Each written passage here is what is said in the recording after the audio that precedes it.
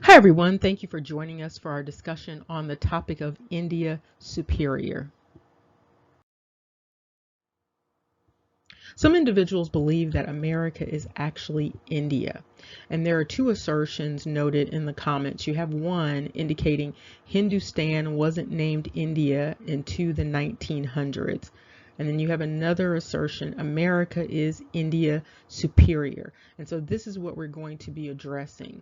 What is happening here is, for whatever reason, individuals are putting the identities of all of these different places in the East onto America. And so you will hear individuals indicate that America is ancient Greece, ancient Rome, ancient Egypt, ancient India, it's the Holy Land.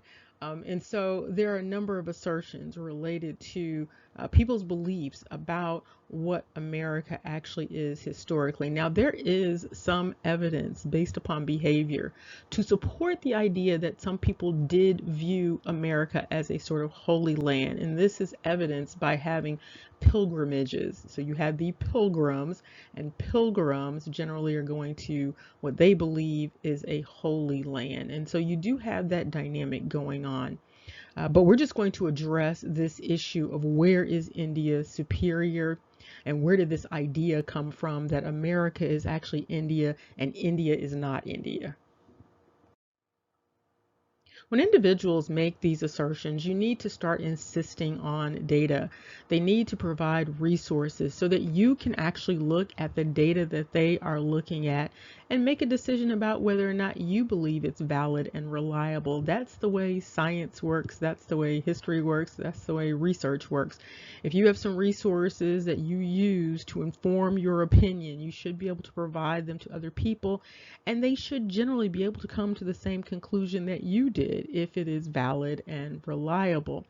And so what's happening is individuals are making this assertion, and then when requested to provide the resources for it, the resources are never forthcoming. This is the only thing that has been forthcoming, is this map. And so the map is being offered to prove this idea that America is actually India. There is no cartographer noted for this map. There's no date for this map. And this map was found on Pinterest. And so we're just going to look at it. If you look, you can see on the upper left-hand corner there the words India and superior written on what's supposed to be a land space reminiscent of America. You will also notice on this map that India, this is supposed to be a world map, India, however, is actually missing on the map. So when you look over to the right-hand side, you see it's sort of cut off there. So you don't see the rest of it. You don't see Asia. You don't see anything over there. And so this is going along with this assertion that America is the true India superior. And if you look down in the lower right hand corner, you can see where this was coming from on Pinterest, and you can see the assertion that is being made. This assertion goes along with this idea that America is the actual old world, and it's never clear what the rest of the world is supposed to be.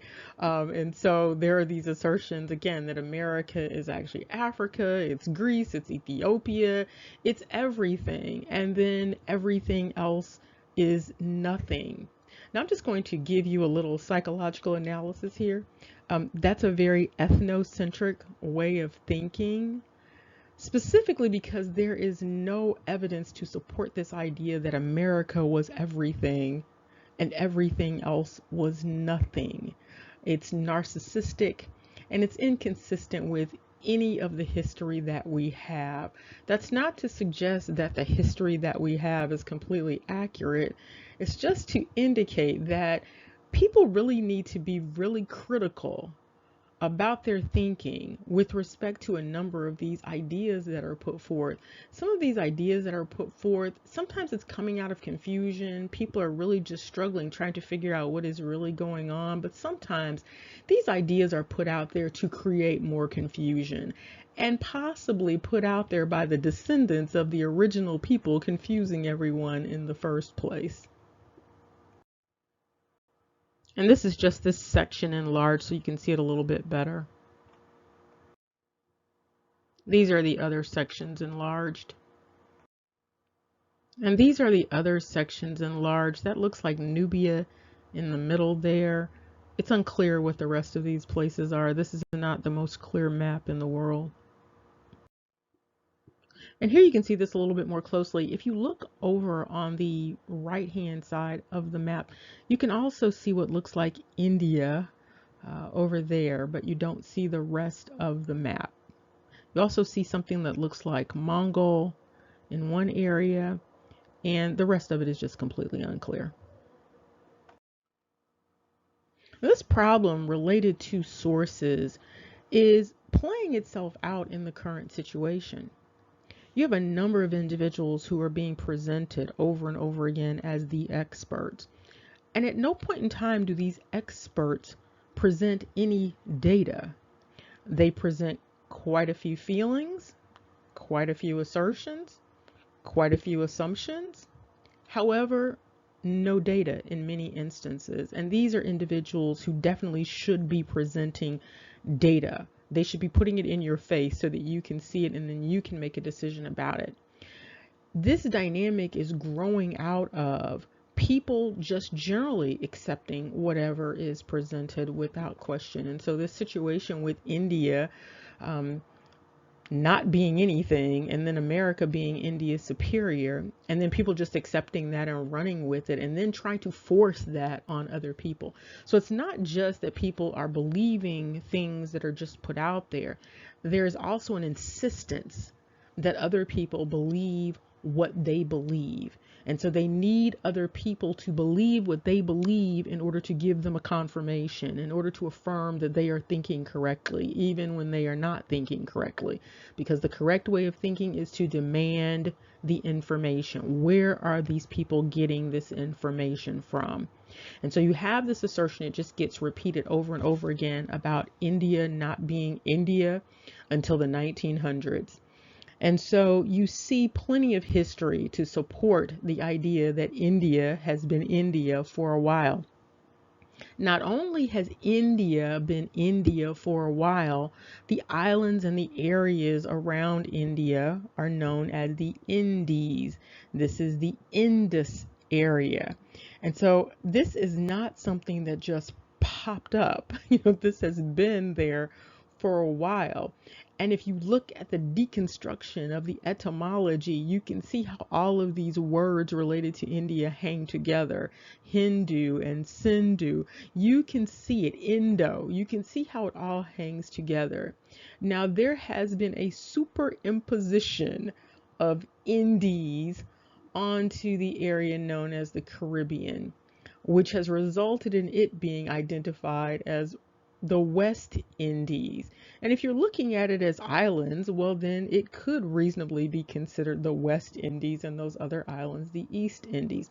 We're just going to look at this right quick. You can see India and the adjacent regions and islands from the 1550s were understood as the plural of Indi with an IE or with a Y, and then Yindi, which is the early 13th century. And then you also see this India coming from the old French form of the Latin India. And so here you see additional spellings and transliterations for India. So if you're looking for the history of India, you might want to look under some of these different spellings. So you have the INDEA and then the OS and the US in terms of the endings. And then you have the Hindu and then the Sind and the Sindhu. And so you would need to be looking up all of these different variations in terms of the spellings from the past. And you see this Indo dynamic does not just apply to India. You see it applying to Indonesia also, or the East Indies. And you can also see here that India was considered India even back in the 1600s. You had the formation of the East India Trading Company even back then. And you can also find additional information about this East India Company. It went by a number of names, but there's plenty of information related to this particular company. And it was chartered in the 1600s by Elizabeth I. And if you go into Britannica, it has additional information about the company and the various names that the company went by. And this is additional information about the company and indicating that it was serving to exploit the trade in the East, Southeast Asia, and India. There's additional information about how this imperialism dynamic also impacted and included China. And so purportedly competing with the other countries, you have the Dutch West India Company, and this was for the West Indies. And this particular company was founded 21 years after the East India Company. Along with other places in the East, you had this pattern of places ending with Stan. And so you have this book on the history of Hindustan. But it's also understood when you look in the book that the people in this area were also understood as Indians. And so this is a book from 1819. And we're just going to go through here so that you can see some examples of people in India being understood as Indians and the place being understood as India. But again, because you have such heavy colonizer dynamics in this particular part of the world, things can get quite confusing. And you have some of the colonizers that colonize India being the same people that colonized the Americas. And you have those same people, they were going around the world renaming places, literally. You would have a Delhi and a New Delhi. You'd have an Amsterdam and a New Amsterdam. And so they were doing this all over the place with giving multiple places the same name. And it was creating confusion then, and it creates confusion now. And you can see here that there were a number of invasions of India. You had the Greeks, the Persians, you had Islamic conquerors, you had conquerors coming from everywhere to invade India. And here you see India indicated again, and it's discussing Indian mythology. You see India referenced again, and then you see another reference to Asiatic mythology. And you see here India indicated again, and also the third Indian period. You'll also note that a number of places that are in India, and there are many, you will find those names in other places around the world. India seems to be the common denominator because you don't see this concentration of names anywhere else. And so you do see that concentration of names in India. And because of the way it's concentrated, it looks like there was a dispersion out of India versus into India. And you see here additional indications of India and also about the branches of that particular river that's there. Now we're going to specifically look at the location of India Superior. And as far as we can see, India Superior is in India. And what's noteworthy here is that you see that Islamic sultans conquered India Superior. And these are additional discussions related to the relationship between India and the Persians and the Tartars. This is additional information about India and the Tartars again, and also India mythology. The caste systems of India are no secret, and here you have an indication that the feudal systems of the world perhaps grew out of India, originating in India and then spread out when individuals inundated Europe and then overwhelmed the Roman Empire. Now remember, there is an assertion that the lower caste of individuals who were considered Roma, those individuals moved into the area known as Europe. And here you see additional information about the Persian invasion of Superior India. And here's a comment about the Brahmins in Superior India. And you have additional assertions about Alexander, about Seleucus, and about Islamic armies invading India. And for those who would like to look at yet another source that indicates that India existed as an entity, as a name prior to the 1900s, you can look at this. This is a collection of voyages undertaken by the Dutch East India Company. And this book is from 1703. And this book not only talks about the East Indies and the West Indies, it also talks about the relationship in terms of the trade between the Spanish and the Portuguese and the Dutch. And additional reference to the Indies. Here's another reference to the Indies. You also see Arabic spelled with a K on the end. That creates a lot of confusion, and it makes it very difficult for people to research things when you have words that have these multiple spellings and these inconsequential letters are added or they are taken away. And you can see here Indies referenced again. And here you see India referred to as an actual continent. And it is noted that there was a ship involved in all of this known as the Maurice. You also see this reference to Indian people as heathen Indians.